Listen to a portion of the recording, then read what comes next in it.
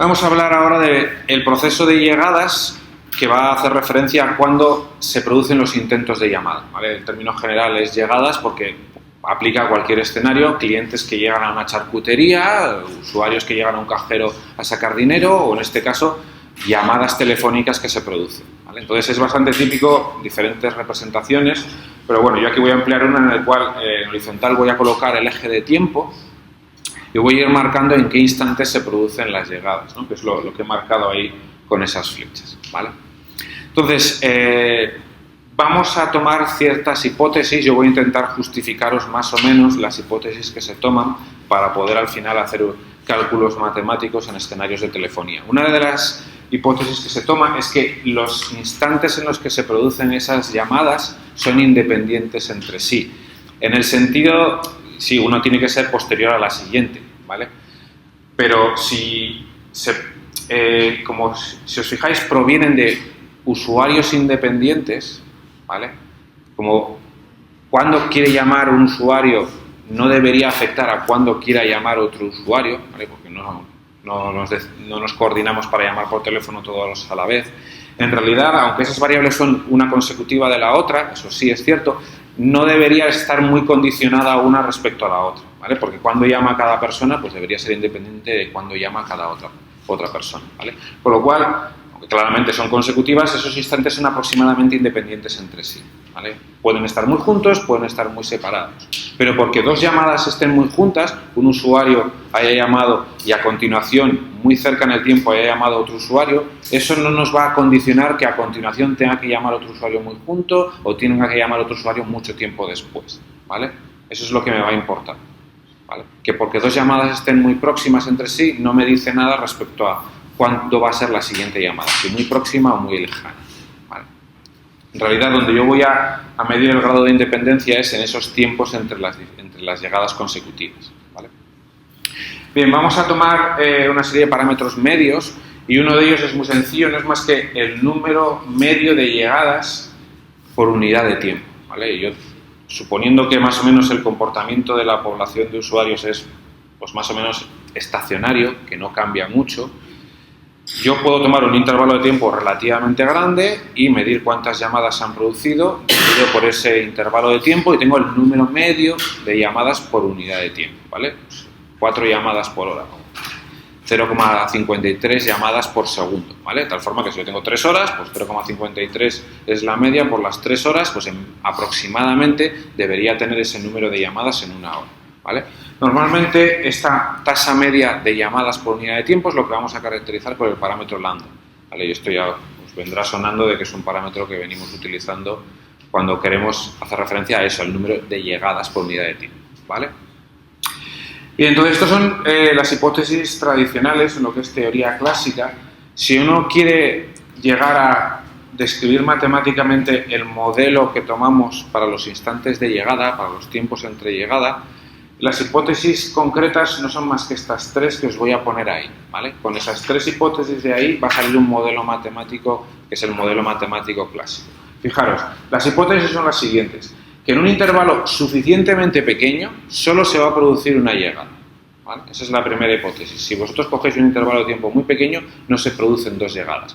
Se producen 2, bueno, pues tómalo más pequeño. Hay un intervalo lo suficientemente pequeño tal que solo se producirá una llegada, ¿vale? No se pueden producir más de una en el mismo instante de tiempo, ¿vale?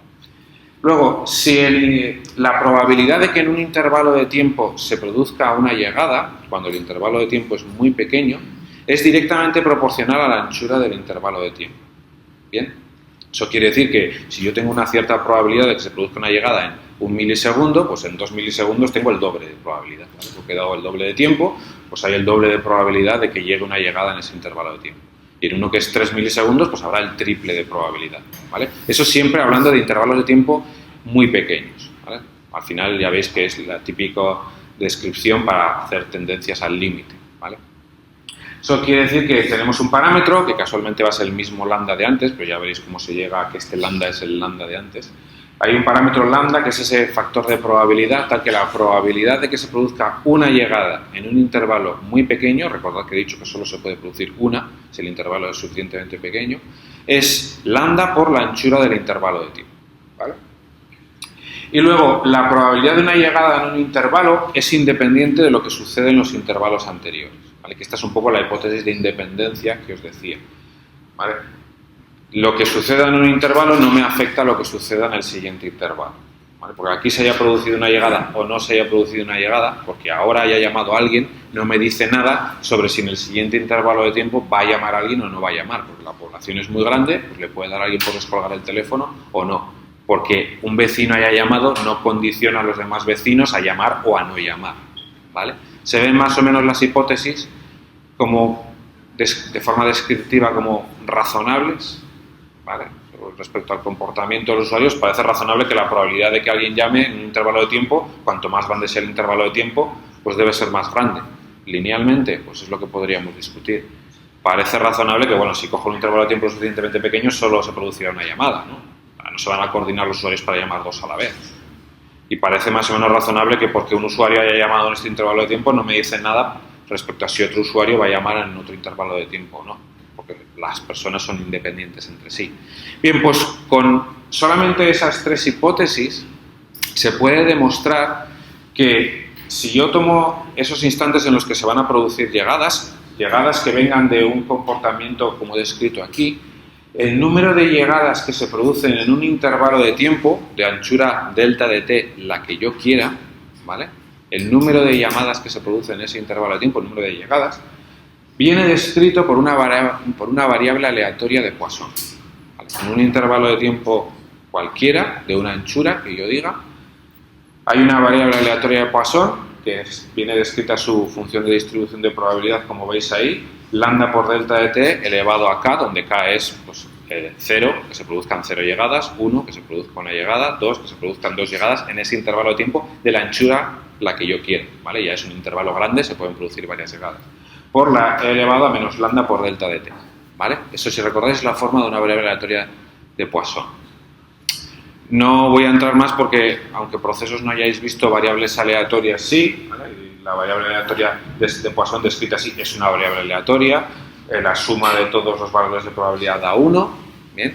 Y la media, el valor medio, fijaros, es una variable aleatoria que me describe en un intervalo de tiempo de anchura delta de t, 2 minutos, me da igual, ¿vale? Me describe cuántas llamadas telefónicas se han producido en ese intervalo de tiempo. Me dice la probabilidad de que haya 0, la probabilidad de que haya 1, la probabilidad de que haya 2, de que haya 3, de que haya infinitas llamadas, ¿vale? Entonces, la media de esa variable aleatoria es el número medio de llamadas que se producen en un intervalo de tiempo de anchura delta de t, 2 minutos, ¿vale? Entonces, si uno calcula la media de esa variable aleatoria de Poisson, ¿vale? Cogéis las tablas, ¿cuál es la media de una variable aleatoria de Poisson? Pues no es más que esto que venía aquí en el exponente, sin el signo menos, es decir, lambda por el delta de t. El número medio de llegadas en un intervalo de anchura delta de t es lambda por delta de t, ¿vale? Por eso este lambda es el lambda que os decía antes del número medio de llegadas por unidad de tiempo. Si en un intervalo de tiempo de 2 minutos el número de llegadas que se producen son 10, pues por minuto se están produciendo 5, que es el parámetro lambda, que es el 10 que me ha salido de media, dividido por el delta de t. ¿De acuerdo? ¿Sí? Bien, entonces, aquí estamos llegando a hablar de ese proceso de Poisson, ¿vale? Lo que nos ha salido es, el proceso lo que nos describe es cuándo se producen los instantes cuándo se producen las llegadas, ¿vale? Y un proceso en el cual cualquier intervalo de tiempo que yo tome, el número de llegadas en ese intervalo de tiempo es una variable aleatoria de Poisson independiente de cualquier otro intervalo de tiempo, es lo que se llama un proceso de llegadas de Poisson. ¿Bien?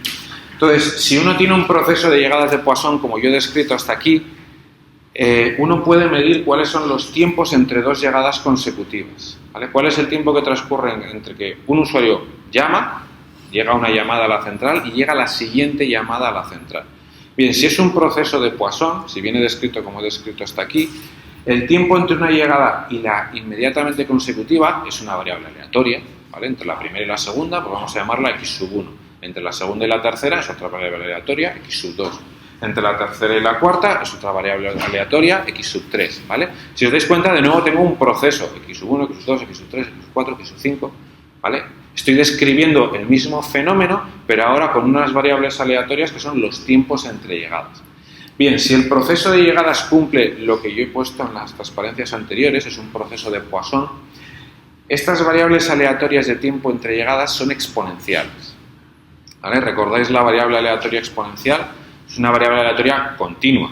Hasta ahora la variable aleatoria de Poisson es una variable aleatoria discreta, porque nos dice la probabilidad de que haya 0, 1, 2, 3, 4 clientes. Esta es una variable aleatoria continua, porque me está diciendo el tiempo entre dos llamadas consecutivas, ¿vale? Y el tiempo es una variable continua. ¿Bien?